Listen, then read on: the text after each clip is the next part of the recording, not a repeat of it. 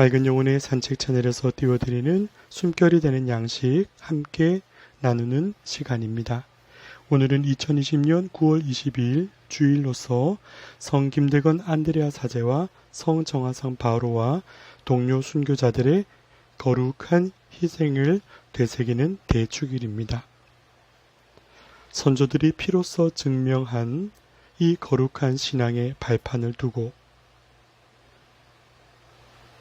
오늘날 우리가 하느님을 알아 배웠고 살아계신 주님의 사랑 안에서 발걸음을 옮길 수 있도록 교회를 세워주심에 감사드리는 마음, 그리고 우리 또한 이 세상 한가운데를 살아가면서 주님의 뜻에 맞게 살 수 있도록 기꺼운 십자가를 짊어질 수 있는 용기와 힘을 청하는 마음도 더하는 날이기도 합니다.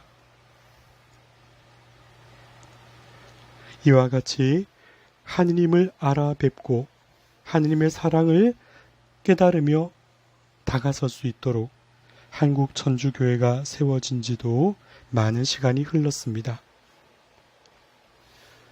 이승훈 베드로가 북경에서 세례를 받았던 1784년경을 한국 교회의 시작 즈음으로 진단하고 있는데, 이 이력에는 세상 어느 곳에서도 유래를 찾아볼 수 없는 독특한 면이 깃들어 있지요. 그것은 바로 선교사에 의해서 복음 선포가 이루어진 신앙이 아니라 이 땅에 우리 선조들 스스로가 고뇌와 사색을 더하면서 소중한 생명의 기원은 어디에 있는지, 이루다 설명할 수 없는 자연과 우주의 질서, 내 마음속에 새겨진 수많은 사고와 이성들, 이 모든 것의 원천이 어디 있는가 물으면서 스스로 하느님을 찾아 나선 데서 그 신앙이 유래했음이 바로 그러한 독특함을 설명해 주는 내용이라 하겠습니다. 마테오 리치가 썼던 천주실의도 보급이 되고 하느님께 대한 믿음이 날로 성장해 가면서 사람들과 사람들 사이에 하느님을 알아, 천주를 알아 공경하는 것이 얼마나 복된 일인지를 깨닫게 되었지요. 그러나 당시 조선사회를 지배하고 있던 유교 사상에 근거하여 천주교와는 참으로 다른 사회적인 구조가 절대적인 영향을 미쳤던 것이 현실이었던 때이지요. 당시 사람과 사람을 마치 벽을 세우듯 갈라놓은 계급적인 차별이 존재했던 때라는 것은 우리가 익히 알고 있습니다. 사농공상이라 불렀었죠. 정치와 지도계급을 형성하고 사람들로부터 지위를 누렸던 양반에 해당하는 사, 그리고 그들에게 먹거리를 제공하고 열심히 땀 흘려 농사를 지어야 하는 농민들이 그 아래에 위치한다 했고, 농민들에게 농사를 지을 수 있는 기구를 공급하려 제작에 몰두하는 장인들을 그 아래 두어 공이라 하였고, 그리고 이 모든 물품들이 유통될 수 있도록 하는 그 계급을 상이라 하여 그 아래 두었고, 심지어는 그 모든 것에도 해당하지 않는 범접하지 않을 사람이라 하여 천민이라고까지 부르면서 사람에 대한 구조적인 차별을 당연시하듯 받아들였던 때입니다. 그러나 우리 천주교의 신앙은 하느님 안에 모두가 동등한 자녀요, 이 세상의 임금에 구속된 것이 아니라 모든 만물을 지어내신 하느님께 대한 온전한 공경을 논하고 또 신앙으로 고백하였으니 당시 세상의 질서와는 부딪힐 수밖에 없는 환경이었었죠. 이미 권위를 가지고 자신의 누릴 것을 다 누리는 소위 기득권을 가진 사람들이 그 권리를 포기할 수 없었기 때문이기도 하고, 또한 조상 제사와 신앙 간의 충돌을 하나의 계기로 삼아 천주 교인들은 기존의 사회를 유지하는 체제를 무너뜨릴 수 있는 하나의 사악한 학문, 그래서 사학이라 부르고 또 그 지도자들을 사학 괴수라 칭하면서까지 수없는 박해로 신자들에게 어려움을 가하는 시기가 오랫동안 지속됩니다. 1791년 신해 박해로부터 대박해인 1801년 신유, 1839년 기해, 1846년 병오, 1866년 병인, 박해 등등에 이르기까지 크고 작은 숱한 고초로 인하여 주님을 믿고 따르던 소박한 사람들, 그리고 하나님께 마음을 연 모든 교인들이 자신의 목숨을 걸고 신앙을 증명하면서 하느님 품에 안겼던 여정을 지니고 있는 것이 한국교회의 역사입니다. 한국천주교 200주년이 되었던 1984년 성 요한바로 2세 교황님께서 주님의 뜻 안에 모든 것을 봉헌한 이들을 추려 103위의 시성식을 거행하셨고, 그에 따라 이전에 한국 순교 복자 대축일로 지내던 9월 26일을 9월 20일로 옮겨 오늘과 같이 기리고 있는 것이지요. 주님을 알게 되고 주님의 말씀을 생명으로 간직하게 되고 주님을 모시기를 간절히 바랐던 백성, 그 열망으로 평신도들이 모여 스스로 미사를 봉헌하기까지 하였었지요. 그 정성됨은 갸륵하고 아름다운 것이나 사제 없이 이루어지는 미사는 무효하다라는 것을 교리로 배워 알게 되고 교회의 가르침을 받으면서 조선교회는 한 명의 사제의 존재를 참으로 목말라 하게 되었습니다. 오늘 우리가 기념하는 김대건 안드레아, 조선의 첫 사제, 함께했던 최양업 토마스, 최방제 프란체스코와 15살 어린 나이에 중국으로 떠나 그 가운데 사랑했던 형제 프란체스코를 열병으로 잃고 단 둘이 그 먼 곳에서 주님의 길을 묵묵히 걸어왔을 시간, 그리고 눈물 어린 고뇌와 시련을 극복하고 백성들 위해 당신의 생을 내놓으려 선 하느님의 종이 된 사제, 그의 가슴 속에는 하느님을 알게 됨으로 깨닫게 된 사랑, 그 진리에 물든 사랑이 가슴에 휘몰아쳐 백성에 대한 연민이 가득했을 것입니다. 차별과 억압에 시달리던 사람들, 특별히 사람의 존엄함을 인정받지 못하던 슬픔을 간직한 이들에 대한 연민이 얼마나 컸을까요? 이 사랑으로 인한 번민이 곧 사제의 몫이라 할 것이고 신앙의 몫이며 순교에 이르는 길의 바탕이 되고, 이처럼 목숨을 내어 건진 신앙과 교회가 우리에게 던져주는 것, 오늘 그 사제의 가슴으로 다시금 우리의 걸을 길을 바라보려 합니다. 피로 지켜낸 교회, 그 거룩한 공동체의 모습을 바라보면서 목숨을 바쳐 하느님을 증언했던 그 분들께서 지금 우리에게 이렇게 묻고 계시 아닌가 합니다. 무엇을 두려워할 것인가? 무엇이 두려운가?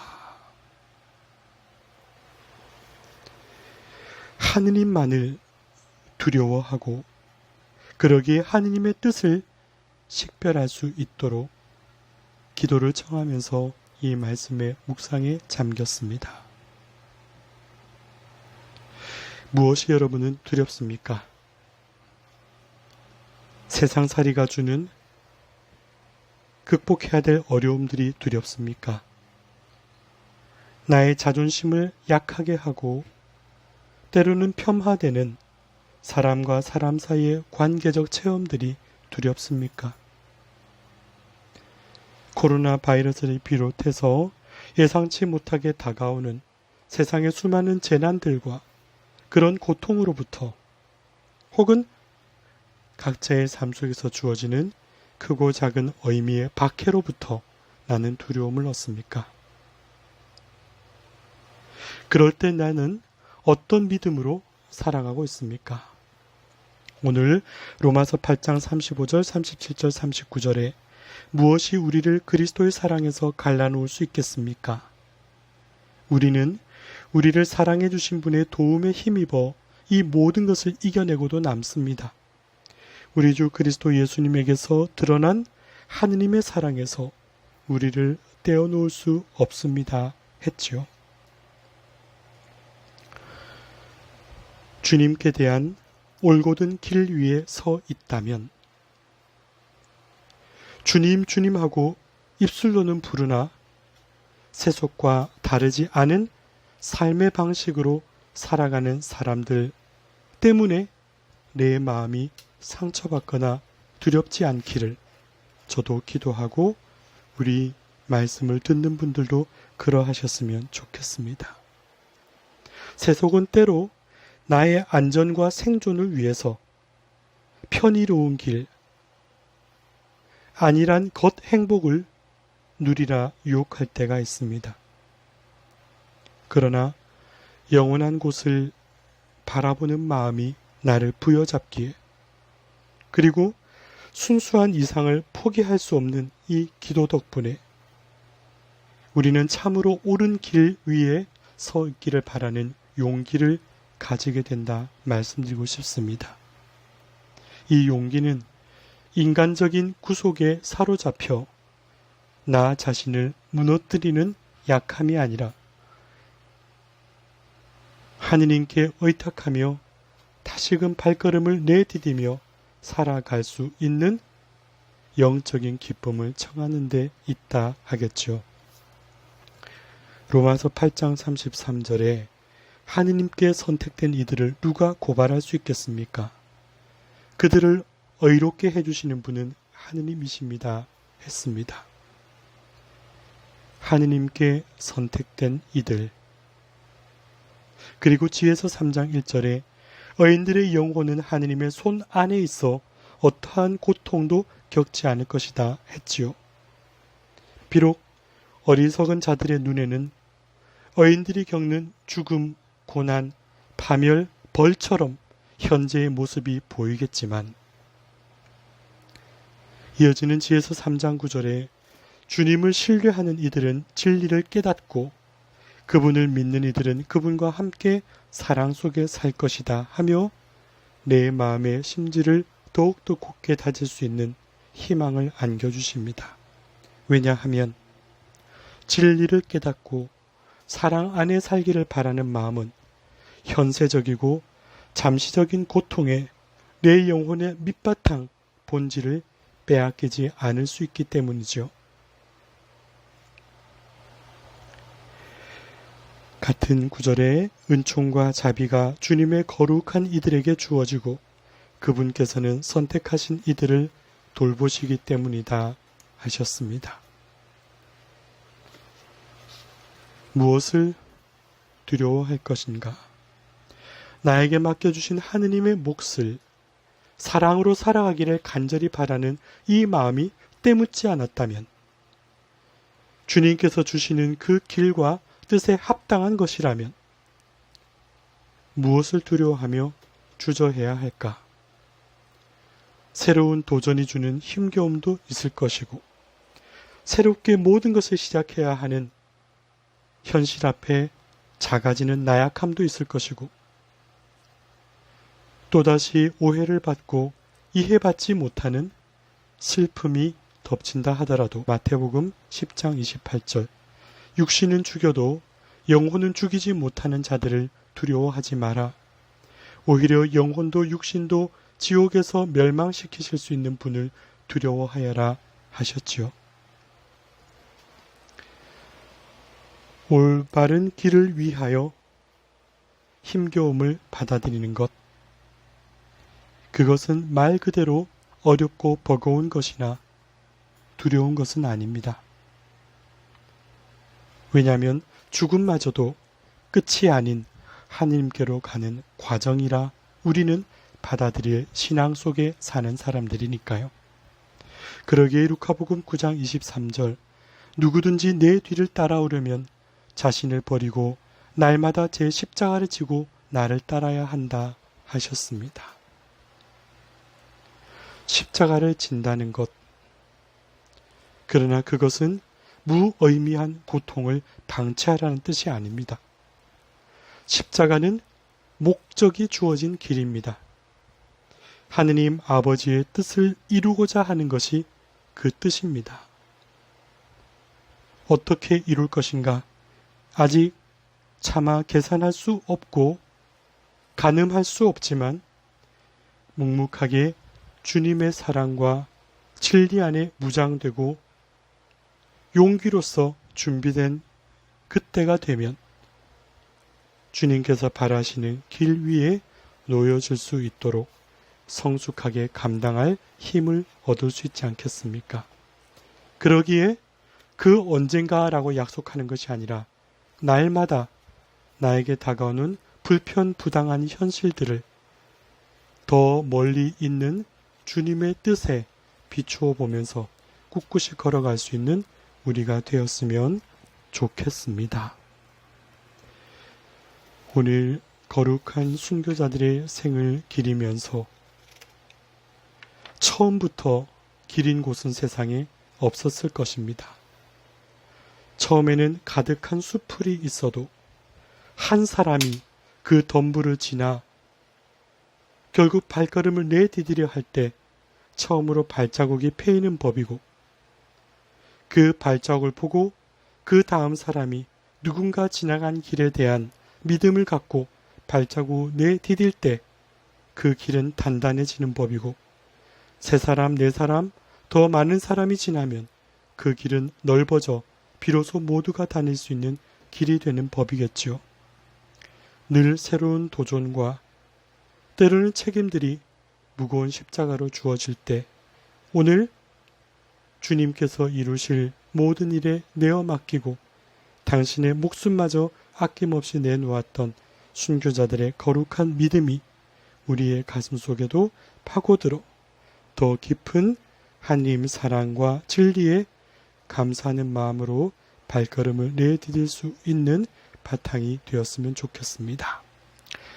맑은 영혼의 산책 채널에서 띄워드리는 숨결이 되는 양식이 주님께 더욱 깊이 물들어 갈 수 있는 사랑의 길로 놓여지는 데 도움이 되기를 청하는 마음 담아 여러분께 띄워드립니다.